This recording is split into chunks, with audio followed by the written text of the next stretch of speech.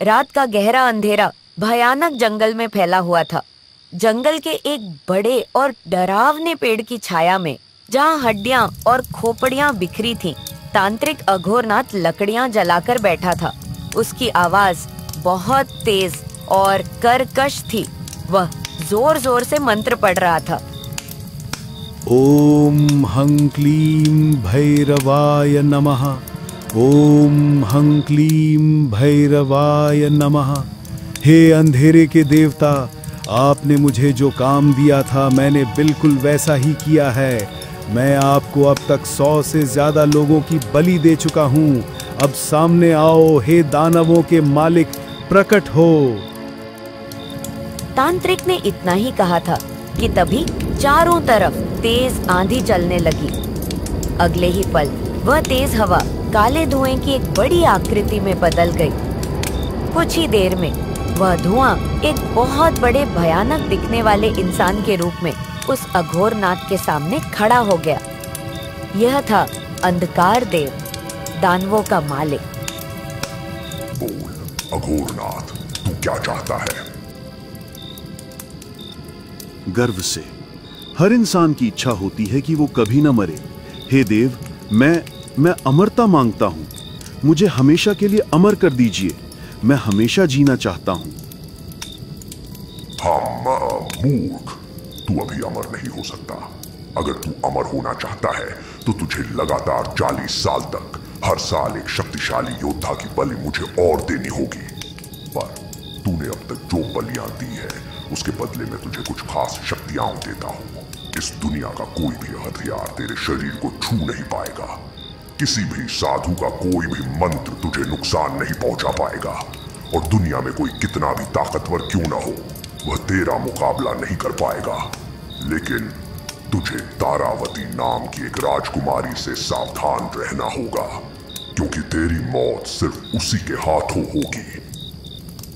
यह सुनकर तांत्रिक को गुस्सा आया और उसने राक्षस से पूछा, अरे, तो क्या वो राजकुमारी तारावती इस दुनिया में पैदा हो चुकी है? नहीं, वह अभी अपनी माँ के पेट में है। ठीक है, तुम मुझे बताओ कि उसकी माँ का नाम क्या है। मैं उसे खत्म कर दूंगा। देवगढ़ के महाराजा आदित्य की पत्नी रानी मेधावी है। इतना कहकर राक्षस फिर से काले बवंडर में बदल गया और कुछ ही देर में तूफान ऐसे शांत हो गया जैसे वहाँ कभी कुछ हुआ ही न हो। चारों ओर भयानक सन्नाटा छा गया। रानी मेधावी, तुम दुनिया के किसी भी कोने में क्यों ना छिपी हो, मैं तुम्हें ढूंढ कर मार दूंगा। मैं तुम्हारे गर्भ में पल रही उस राजकुमारी को इस दुनिया में पैदा नहीं होने दूंगा। मैं आ रहा हूं मेधावी, मैं तुम्हारा काल हूं।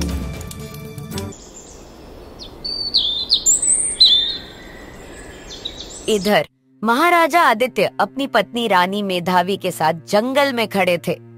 महाराजा एक बहुत खास नीले हाथी का शिकार करने आए थे। महाराज, माफ करें, मैं आपसे फिर कहता हूँ कि हमें यहाँ से चले जाना चाहिए। कहते हैं कि यह जगह ऋषि सर्वेश की है, जो हमेशा कठिन तपस्या में लीन रहते हैं। उन्हें अपनी तपस्या में कोई रुकावट पसंद नहीं है। अरे, मैं उनकी तपस्या में कोई रुकावट नहीं डाल रहा हूँ।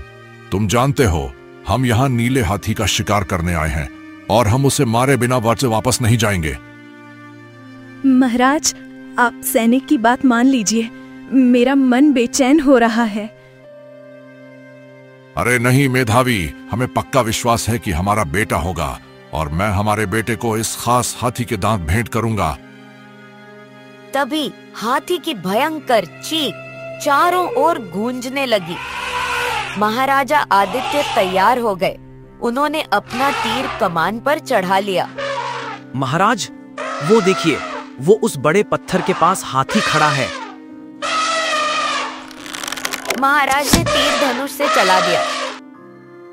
अगले ही पल राजा, सैनिक और रानी मेधावी के कानों में किसी आदमी की दर्द भरी आवाज आई। महाराजा आदित्य उस आवाज की ओर दौड़े, मगर सामने का नजारा देखकर वह हैरान रह गए। महाराज ने देखा कि उनका तीर एक तेजस्वी ऋषि के कंधे में धंसा हुआ था। और ऋषि गुस्से भरी आंखों से महाराजा आदित्य को घूरे जा रहे थे। मुझे माफ कर दीजिए ऋषि सर्वेश, हमने तो तीर हाथी पर चलाया था, हमसे गलती हो गई, हमें माफ कर दीजिए। तूने मेरी तपस्या में रुकावट डाली राजन, तुझे इसकी सजा भुगतनी पड़ेगी। तुझे अपनी जान से भी ज्यादा प्यारी तेरी पत्नी है और उससे भी ज्यादा उसके पेट में पल रही संतान। अब ना तो तेरी पत्नी जीवित रहेगी और ना ही उसके पेट में पल रही संतान। ये मेरा श्राप है। ऋषि की आंखों से बैंगनी रंग की किरणें निकलकर रानी मेधावी के शरीर पर पड़ने लगी। अगले ही पल रानी मेधावी चीखती हुई नीचे गिर पड़ी और देखते ही देखते वह सबकी नजरों से गायब हो गई। ऋषि महाराज, ये आपने क्या किया? मेरी पत्नी कहाँ गई? मेधावी, अरे कहाँ चली गई मेरी पत्नी? तेरी पत्नी इस दुनिया को छोड़कर चली गई। मैं तुझे उसके अंतिम संस्कार तक का मौका नहीं दूंगा। इतना कहकर ऋषि भी वहाँ से गायब हो गए। इस सब को दूर से खड़ा वही अघोरनाथ देख रहा था। अरे मूर्ख साधु, ये नहीं जानता कि इसने गुस्से में आकर क्या कर दिया। अरे मेरे कुछ करने से पहले ही इसने रानी मेधावी का किस्सा ही खत्म कर दिया। अब मुझे कोई नहीं मार सकता। अब मुझे हर साल लगातार एक बड़ी बलि 40 साल तक भेंट करनी होगी।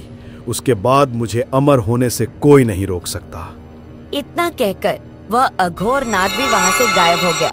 महाराजा आदित्य और उनके सैनिक उदास होकर आंखों में आंसू लिए हुए अपने महल चले गए।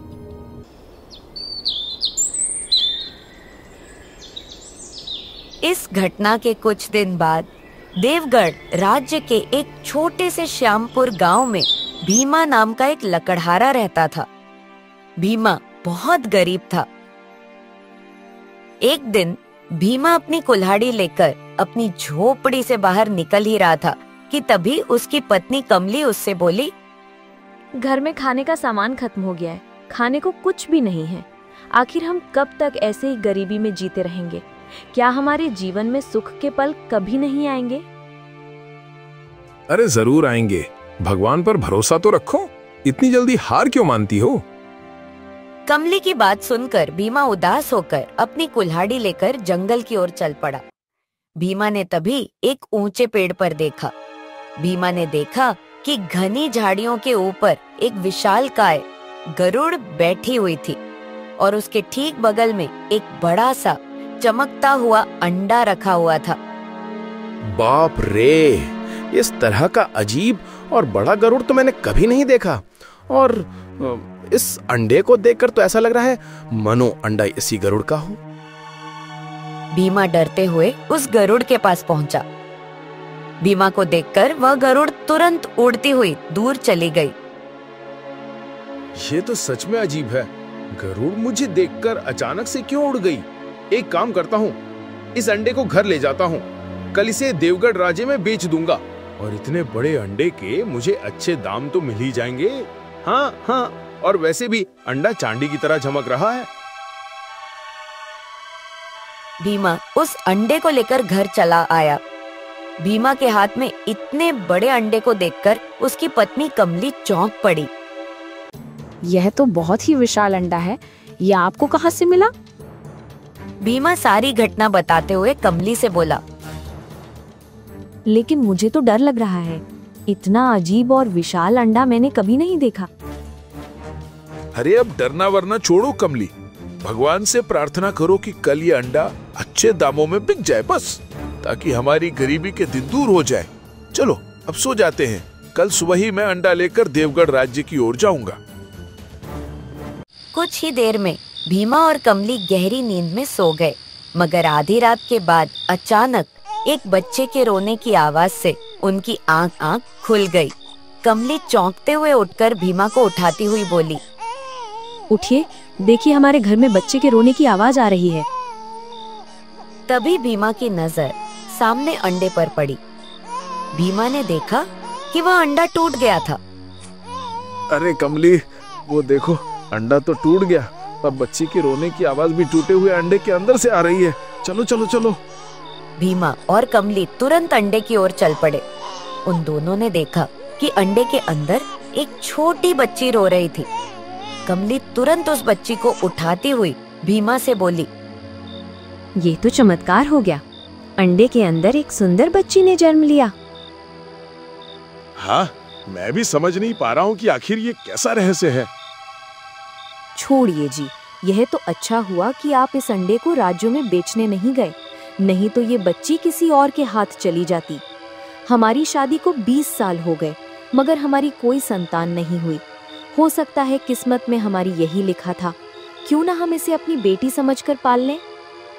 कमली की बात सुनकर भीमा गहरी सोच में डूबता हुआ बोला, हाँ, ये बात तो तुम सही कहती हो। मैं जाने क्यों कमली इस बच्ची को देखकर मेरे अंदर भी एक पिता का प्यार उमड़ पड़ा है। कितनी सुंदर है। आज से इस बच्ची का नाम होगा तारावती। समय ऐसे ही बीतने लगा। तारावती की परवरिश भीमा और कमली ने बहुत प्यार से की। जहाँ भीमा की लकड़ियाँ पहले बहुत कम दाम में बिकती थी, अब वहीं पर भीमा की लकड़ियाँ देवगढ़ राज्य में सबसे अच्छे दामों पर बिकने लगी।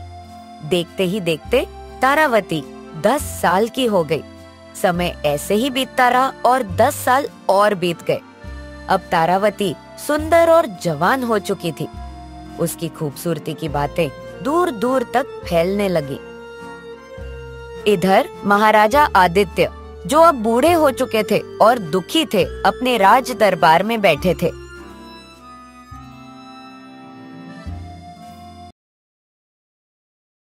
महाराज की जय हो। महाराज, देवगढ़ राज्य के लोगों की शिकायतें दिन ब दिन बढ़ती जा रही हैं। आपको उस तांत्रिक अघोरनाथ का कुछ करना होगा महाराज। वो तांत्रिक तो खुलेआम किसी भी आदमी या लड़की को उठाकर जंगल की ओर ले जाता है और अगले दिन उनकी कटी फटी लाश मिलती है। वो कोई बहुत खतरनाक काला जादू कर रहा है महाराज। यह सुनकर महाराजा आदित्य चौंक पड़े और गुस्से से मंत्री वीरभद्र से बोले, काला जादू? अब तो उस तांत्रिक का कुछ करना ही पड़ेगा। तभी वहाँ पर राजगुरु आ गए और महाराजा आदित्य की ओर देखकर बोले, महाराज, आपको सीधे उस तांत्रिक से नहीं लड़ना चाहिए। मैंने सुना है कि वो बहुत शक्तिशाली है। कहते हैं कि उसके शरीर पर कोई हथियार काम नहीं करता, किसी साधु का कोई मंत्र भी काम नहीं करता, इसीलिए वो अपनी मनमानी करता है महाराज। तो अब आप ही बताइए राजगुरु कि हम करें तो क्या करें? क्या हम अपनी प्रजा के साथ इस हत्याकांड को होते हुए ऐसे ही देखते रहें? नहीं महाराज, बिल्कुल नहीं। मेरे ख्याल से आपको हिमालय की तरफ के उस ऋषि सर्वेश से मिलना चाहिए। कहते हैं कि उनके पास ज्ञान का भंडार है और अद्भुत शक्ति है। वही केवल आपको रास्ता दिखा सकते हैं। महाराजा आदित्य तुरंत उस जगह जाने को तैयार हो गए। अगले दिन महाराजा आदित्य उसी जगह पहुंच गए जहां पर 20 साल पहले उनकी पत्नी गायब हुई थी। उनकी आंखों के सामने उसी पेड़ के नीचे ऋषि सर्वेश आंखें बंद किए हुए बैठे थे। तुम तो वही महाराजा आदित्य हो ना, जिसके पत्नी को 20 साल पहले मैंने मार दिया था। हम उस पल को कभी भूल नहीं सकते। कुछ बातें बहुत गहरे रहस्य वाली होती हैं राजन। मैं जानता हूं कि तुम यहाँ पर क्यों आए हो। उस अघोर नाथ के लिए आए हो, है ना? वो अमर होना चाहता है। उसके ऊपर इस दुनिया का कोई भी हथियार काम नहीं करेगा, क्योंकि उसे अंधकार देव का वरदान मिला है। अगर तुम्हें उसे खत्म करना है तो तुम्हें एक ऐसी लड़की को खोजना होगा जिसने अंडे से जन्म लिया, और वो लड़की असल में एक राजकुमारी है। यह सुनकर महाराजा आदित्य चौंकते हुए बोले, क्या अंडे से जन्मी लड़की? ये आप क्या कह रहे हैं ऋषि महाराज? भला अंडे से कौन इंसान जन्म लेता है? मैं बिल्कुल सही कह रहा हूं। सबसे पहले उस लड़की को तलाशो। केवल वही लड़की उस तांत्रिक को खत्म कर सकती है। जैसे ही वो लड़की तांत्रिक के सामने जाएगी, लड़की की आंखों से तेज आग निकलेगी और वो तांत्रिक जलकर राख हो जाएगा। तभी वहाँ पर एक विशाल गरुड़ उड़ती हुई ऋषि महाराज के पास आकर बैठ गई और महाराजा आदित्य को प्यार भरी नजरों से देखने लगी। जाओ राजन, वो लड़की श्यामपुर गांव में रहती है। उसका नाम तारावती है।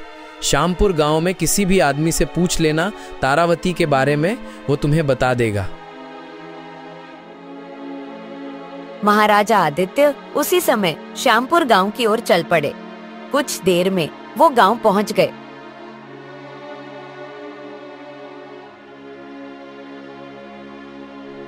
क्या तुम जानते हो तारावती यहाँ कहाँ रहती है?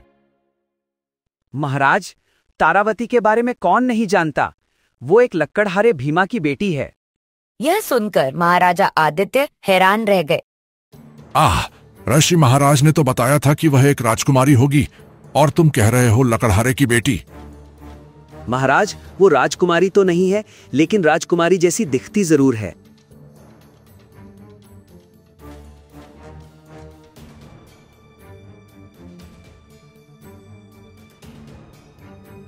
महाराजा आदित्य तुरंत झोपड़ी के अंदर चले गए। झोपड़ी में भीमा, कमली और एक और तारावती बैठी हुई थी। महाराजा को देखकर भीमा और कमली चौंक पड़े। महाराजा आदित्य ने भीमा और कमली को पूरी घटना बताते हुए पूछा, सच बताओ, क्या तारावती का जन्म अंडे से हुआ है? यह सुनकर भीमा अपनी पत्नी कमली की ओर देखने लगा और तारावती हैरान रह गई। हाँ महाराज, ये बात सच है और हमने इस राज को हमेशा छिपाए रखा। तारावती हमारी सगी बेटी नहीं है। तारावती पूरी तरह से चौंकते हुए बोली, तो फिर मैं कौन हूँ? इस रहस्य का जवाब तो ऋषि महाराज दे सकते हैं, पर तुम्हें अभी इसी वक्त हमारे साथ चलना होगा तारावती। चलो। कुछ ही देर में महाराजा आदित्य, भीमा, कमली और तारावती अघोरनाथ के ठिकाने पर पहुंच गए। अघोरनाथ महाराजा आदित्य को देखकर गुस्से से बोला, महाराज आदित्य, तुम्हारी हिम्मत कैसे हुई यहाँ आने की? लगता है कि तुम्हें अपनी जिंदगी प्यारी नहीं है। तभी वहाँ पर अंधकार देव प्रकट हो गया और अघोरनाथ की ओर देखकर बोला, अरे मूर्ख, तूने कहा था कि राजकुमारी तारावती मर गई है, लेकिन तेरे सामने जो इस वक्त खड़ी हुई है वह राजकुमारी तारावती ही है, समझा? इतना कहकर राक्षस गायब हो गया। अघोरनाथ डरते हुए बोला, हाँ, ये तो नामुमकिन है। जैसे ही राजकुमारी तारावती की नजर अघोरनाथ से मिली, तारावती की आंखों से तेज आग निकलने लगी और देखते ही देखते तांत्रिक जलकर राख हो गया। तभी वहाँ पर वही ऋषि सर्वेश प्रकट हो गए और वही विशाल गरुड़ उड़ती हुई वहाँ पर आ पहुंची। अगले ही पल वह गरुड़ रंग बिरंगी किरणों से रानी मेधावी में बदल गई। यह देखकर महाराजा आदित्य की आंखें हैरानी से खुली रह गई।